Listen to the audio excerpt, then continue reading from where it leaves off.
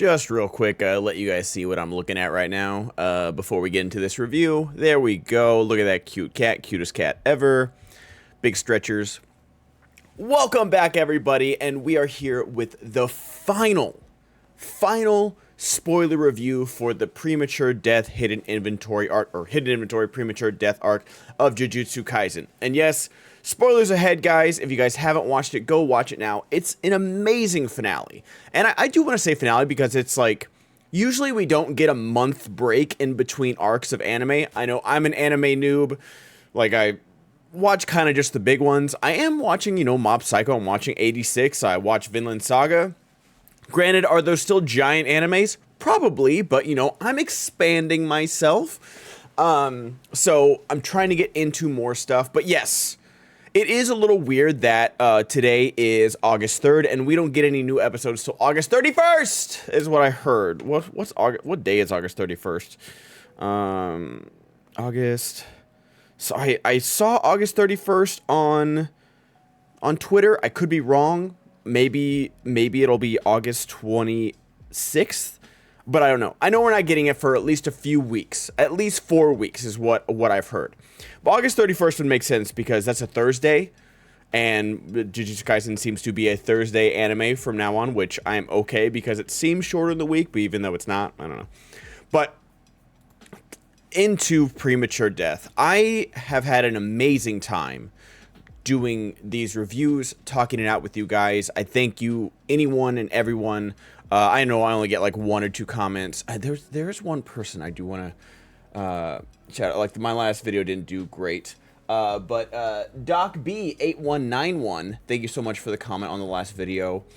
And you comment on the last 2, so thank you so much. I really appreciate your input. And I don't know if you're a manga person or an anime-only person like myself, but if you are a manga person, I appreciate you not spoiling it. I made a TikTok today about, TikTok is so frustrating because I already got one giant spoiler that I won't share with you guys. I don't know if it's like for Shibuya or it's for later on chapters, but it was a pretty big spoiler, and some of it is my own fault because I can't help my curiosity. Like, I did see one thing that I was like, I'm gonna watch this, and I don't regret watching it, but I was just like, I probably shouldn't have. But there's other stuff where it just like pops up, and you have no frame of reference at all. It's like, what's the best intro you've seen of all time? And then you swipe on the slide, and it's like, boom, spoiler. It's like, oh, it didn't say anime intro. It didn't say Jujutsu Kaisen. I guess I should have looked at the hashtags, but it's like, I shouldn't have to do crazy like research on every TikTok that I watch if I'm gonna get spoiled for my favorite show. Like, Attack on Titan is still my favorite, but my second favorite show. But anyways, I digress from the complaints, guys. I don't want to make this video too long, but I've had a great time talking with you guys, and I really appreciate each and every one of y'all. I don't make money on YouTube. I can look at my algorithm. I think I made $1 this last month, which, hey, yeah, baby. But it's just been fun talking, honestly. It's just been a lot of fun talking about this. So Premature Death. We don't get any prologue of the episode. We go straight into the intro, and it's so funny. I watched the episode twice like I always do, and seeing where the intro starts with Gojo falling asleep and the episode ends with Gojo waking up. I didn't even notice that. Like, I noticed that it was like Gojo, like present day Gojo, like kind of like doing this. But I didn't realize it was him falling asleep, and like it was kind of him dreaming of this and remembering all of it. I guess it was like this like flashback, basically the longest dream sequence we've ever possibly seen in an anime. A 4-episode dream sequence. I don't know. That's probably not true. I don't watch Naruto or One Piece or Dragon Ball. There's probably, seasons long dream sequences. But I am going to miss this intro. I really had a great time with it. It's on my playlist. I love it. I've loved all the OPs and closings for Jujutsu Kaisen. I think they're great. But I know Shibuya is going to be crazy, so I just don't like... Granted, there's some crazy things that happen in the first season, especially like all the Junpei stuff, and then... It's like, after I was like, oh my god, like it's the most traumatizing thing, and it just goes into the... It's like, so, who knows? we never know like what the closing or opening is going to be, if it's going to be any reflection of the season besides like what's on screen. The song never really does that, but I really did like this intro. The animation's gorgeous with like the curses coming out of the skyscrapers and fighting each other. Just amazing. It flashes to 1 year later from where we left off from Geto and Gojo, with what they went through with fighting Toji.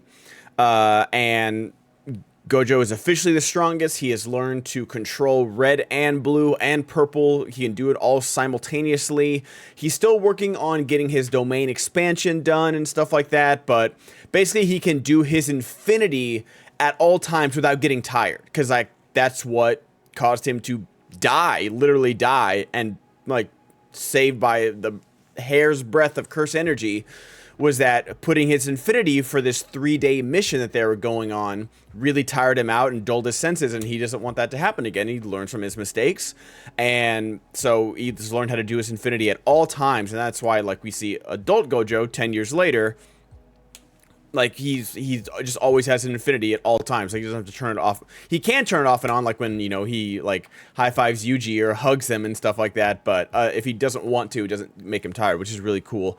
And we also see, like, since that year of all the applause from the Star Group, all those like religious cult people. We've seen Geto, and Gojo even comments like, Geto, you don't look good. Like we see like he's got like shadows under his eyes. He's doing all these missions alone because Gojo's going on missions alone because he's the strongest. He doesn't need any support anymore. Shoko is basically a doctor now. Like she goes on missions, but basically like she's the team medic because that's like her specialty is reversing curse energy, and she's really good at it. So she's starting to lean towards that, and I think that's really cool, is that you can do that if that's like where your specialty. They're not going to put like a medic onto like an assassination mission or something like that. But so Geto's doing all these things alone, and it's really starting to take a toll on him because like he's just going, like, and they do that montage from the beginning, like absorb, you know, kill the curse, absorb it, repeat, kill the curse, absorb it, repeat. And it's like, and then we see the same thing from the first episode where he's like, swallowing a curse tastes like swallowing a rag that's been soaked in poop and vomit. Like the fact that he can even get it down is insane. But so we see that, and you know, he's taking a shower, and it's just like everything's starting to just hit him over and over, and like he can't, like the way this episode uses applause, and just like we can just hear the sound of the applause over almost half the time we're with Geto. And then he says like because of a disaster, and I looked it up, and there was a big earthquake in 2007 in Japan. I don't know, I don't know Japanese history or, you know, like news from Japan very well or well at all, but that was like the first thing I saw when I just googled 2007 Japan disasters. And so that's why I guess there's a lot of curses going on, because there's a lot of negative energy in Japan because of this earthquake. Possibly, maybe there's other stuff going on at that time. But he's just very busy, and he doesn't see an end to it. Like, it's just like this office, you know, you see it like in SpongeBob where Squidward's like, no, it's not Squidward, it's like just a random fish guy, like going to work, coming home, driving in traffic, going to work, coming home, driving in traffic, going to work, coming home. And it's just like this repetition. But when your repetition is dealing with the most negative part of, like, not even society, just of the earth, literally demolishing negative, manifested negative emotions while trying to save people, and you probably don't save a lot of people. You just, you know, we open the season with the curse like eating the dude, so he's already dead. And so when you're dealing with that, it's a lot different than, you know, going to like an office job and just like having that kind of monotony, which I've also felt. We get reintroduced to Haibara, and me and my dad, we used to watch movies, and we call people DDPs, designated dead person. And I have never met a more anime designated dead person than Haibara. And even if Haibara, however you want to say his name, even if you don't know this is the prequel, even if I didn't know this was a prequel, and I said it last episode, or maybe the episode before, where I was like, oh, you know, he's not in present day. You know, we see him with Nanami, and he's like, oh, he's not in present day with Nanami, so he's probably gonna die. Even if I didn't know that, this conversation of him being like, oh, you're a good person, oh, I'm going on a mission, do you want a souvenir, I'll bring it back. It's like, oh my gosh, can you say more things that just gonna like telegraph, spotlight in the clouds that you are going to die, bat signal up there, you're gonna die. And it's very sad because he's very earnest, he's very honest. And this is where we get introduced to Yuki as well. And she goes, oh, what's your type in a woman, you know? And like we know, we saw the tiny little Toto flashback of like how he got introduced. So we know that's like his mentor, but she doesn't say it in that flashback, but she says it here, and you're like, oh, that's where Toto got that from. Okay, that makes sense then. That makes sense. But dealing with that, he's like, oh, I do like this moment where he's like, I'm a good judge of character. You seem like a good person to Yuki. And Geito's saying like, oh, you're saying that sitting next to me? He's like, yeah. And Yuki says he can't tell you're being sarcastic. I don't know. I don't think she's talking to Haibara. I think she's talking about Geito. Like, but it's like at that moment, Haibara does mean that. He does mean that Geito's a good person and he has good character. And it's not good character, but he just have his morals and he sticks to them. And Yuki, like, Haibara goes on his mission that he's definitely gonna die on. And like she basically lays out why he lost to Toji. That he's like this superhuman person that because of his heavenly pact, his senses were so in tune that even though he didn't have cursed energy, his other 5 senses could sense curses for him and made him like superhumanly strong. And I was like, don't feel bad about losing to him. I wish I could have studied him, because she says like she's a special grade sorcerer, but she doesn't go on missions. She doesn't fight curses. She wants to, she says, fight the cause, not the symptoms. And says there's 2 ways to do this, and that's eliminate cursed energy altogether, or teach non-sorcerers to control their cursed energy, because surprisingly, sorcerers don't leak a lot of cursed energy. They use it to fight curses, but they don't it doesn't bleed into the world and create curses.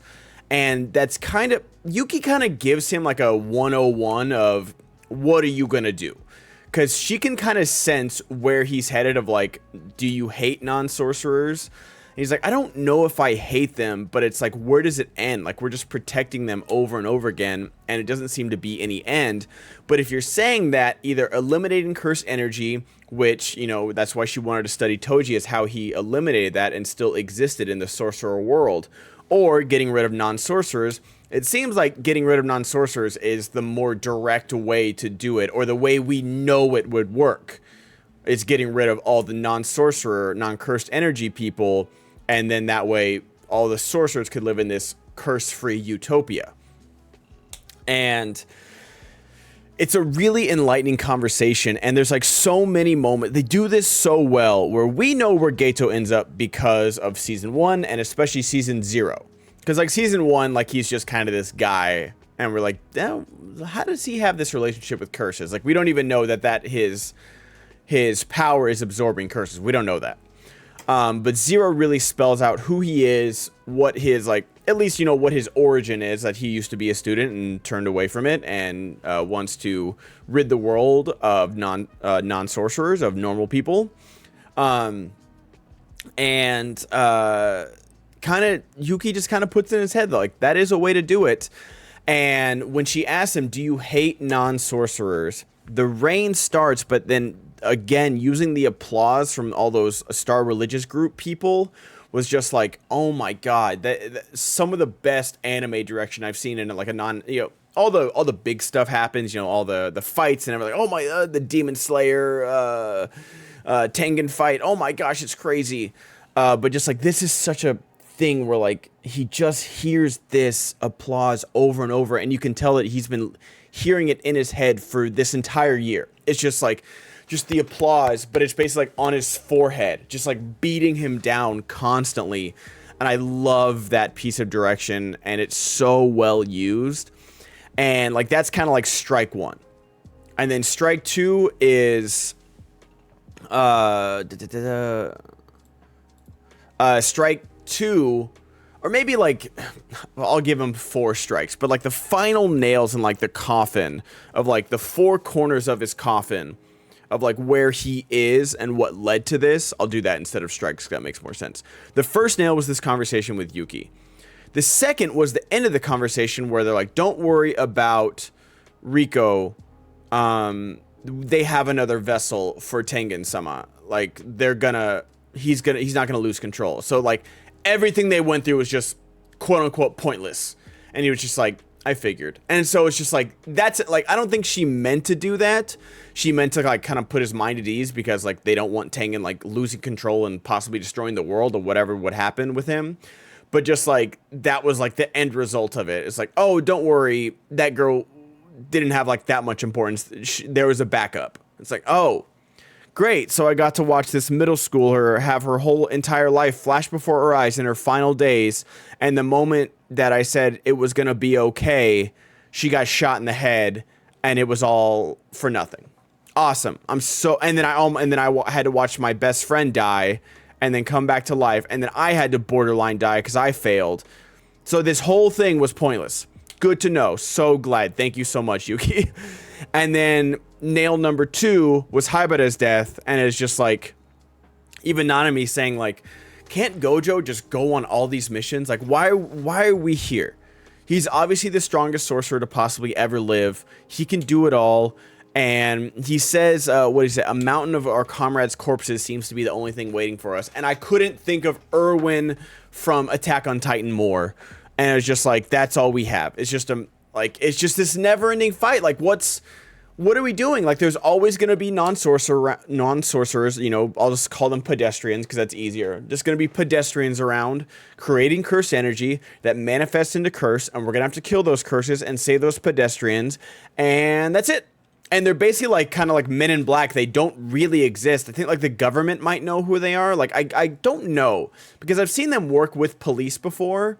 So maybe police know the Jujutsu sorcerers exist.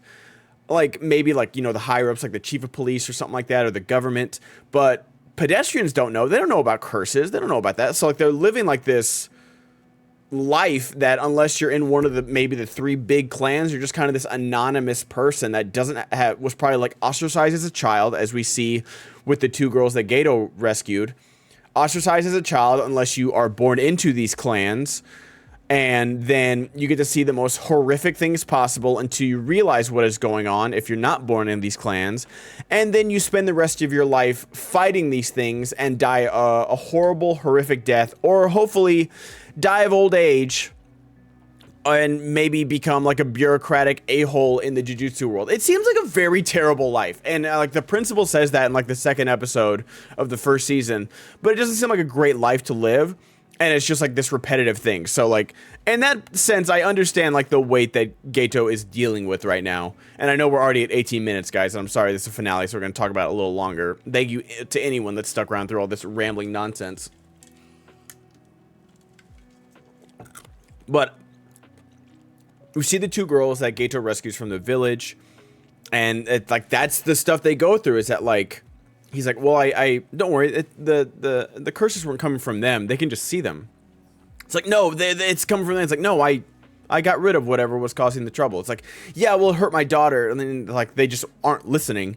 And so he's just like, okay, let's step outside. And like in Zero, we see like he killed like the 2 people in the room. We didn't see that he killed the entire village. I think it was like 112 people plus his own parents. And it was just like, that's it. That was the final nail in the coffin. 1, 2, 3, 4. Done. I am going towards the way of we're just going to eliminate all pedestrians, and that's how we're going to create this utopia. Gojo's reaction to this, and it's done so well again, this show so good. Yes, this is how it would be if your best friend suddenly went on a killing spree after you decided, like, we only kill for reasons. There has to be a point to it. We're protecting the weak. Like Gato taught Gojo these lessons and then completely went against it. Him talking with the principal. I love the principal character. I hope we get more of him. I'm sure me saying that probably just doomed him to die in the next arc or something. But I do love the principal because like he's this no-nonsense guy, but every time he talks with Gojo, like someone that he knows is so infinitely stronger than him, but he still has to teach him. he's just like, I understand what you're going through. I don't know what's going on either. And then later on, he's like, why didn't you pursue him? He's like, I don't know why you asked that. I don't know if like the actual translation was my bad, but because I've never seen that, but I like that. Oh, jeez. But I love when Shoko sees Geto in public. She's just like not afraid. She's just like, oh yeah, Gojo, yeah, he's here if you want to come get him. Like, I'm not fighting him. I'm not gonna die. But she knows that Geto isn't gonna hurt her because of like their friendship, and I do like that. Like, they still do interact as friends, even though Gojo's just like so upset with him. And I like the difference between Zero and this, of like the crosswalk scene of like their conversation, and how much more emotional it is in this. And I love the like, you're gonna get rid of all pedestrians. That's impossible. He's like, I don't know. If I become as strong as you, it seems pretty possible, right? And like, I like that. I like that juxtaposition where it's like, it can be done. It's not gonna be pretty. It's not gonna be good, but it absolutely can be done if I get strong enough. I thought that was very interesting. And he's like, but we're not supposed to kill without a point. He's like, well, I found my point. This is a point. This is like a point and a reason to do this. And he's like, if you kill me, there would be a point to it. Like, so he knows. Like, it's such a good moment between two friends that know what they're about. And it's a tough moment. Like, and I can't imagine what Gojo would have gone through, like seeing his best friend turn down this road that he cannot talk him out of. And then Geto introduces himself to the religious group, where we basically like the start of where we see him in Zero, where he goes up, he's like, I'm in charge now, you're gonna give me money, or you're gonna give me curses, or I'm gonna kill you.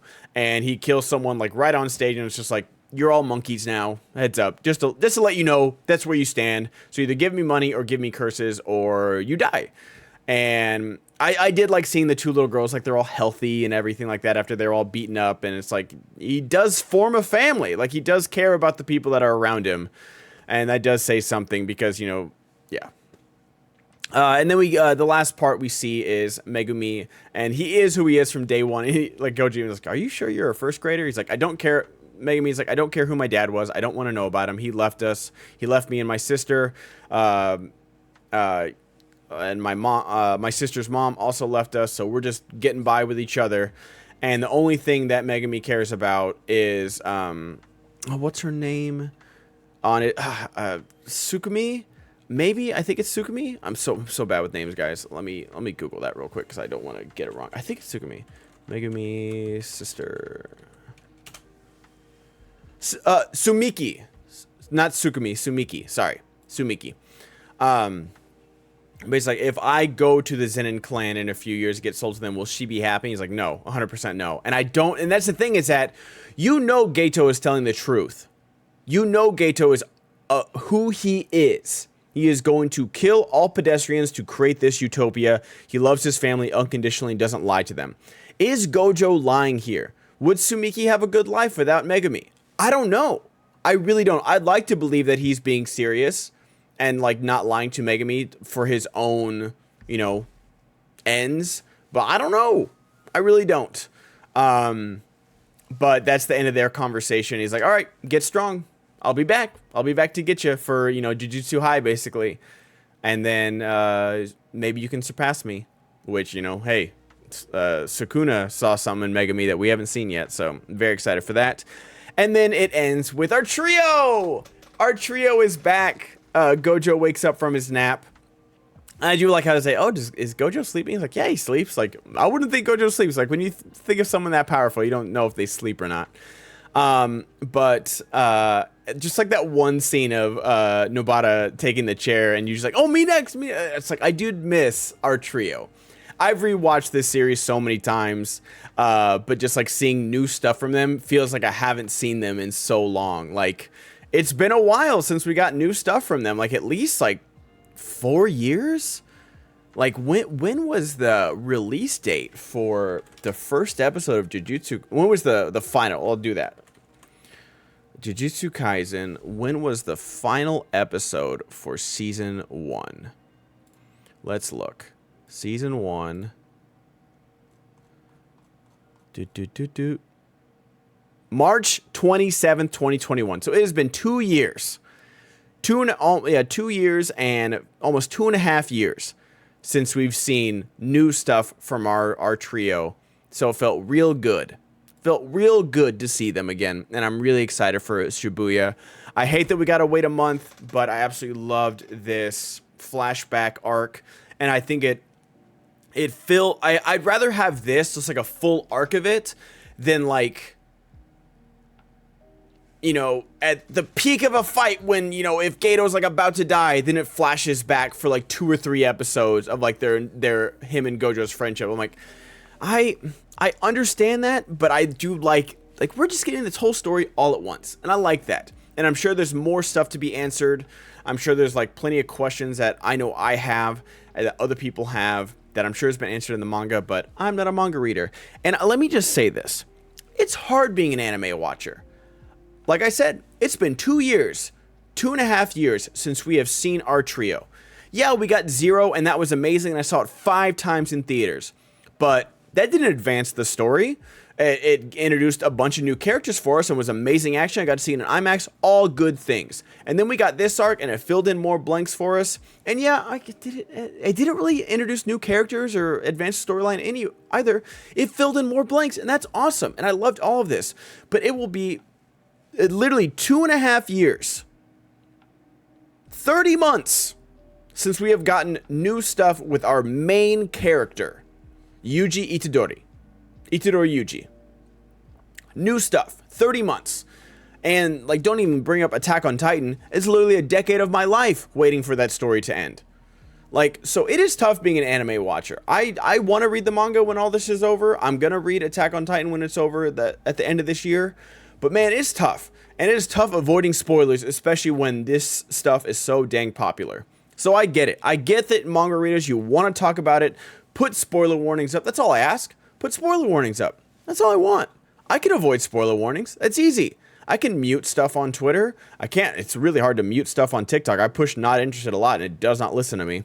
But anyways, I had a great time talking to you guys these last 5 episodes. I hope you guys enjoy it. Leave a thumbs up. Leave a comment on what you guys liked for this and how excited you are for Shibuya. We get it. I'm guessing not October 31st. Oh my God, I die. We get it August 31st. I'm really looking forward to it. We're going to get Attack on Titan final season and Shibuya arc at the same time. I am not ready. Have a great day, guys. Here's one more look at my kitty cat. It's a little baby. She's asleep. All right. Bye-bye.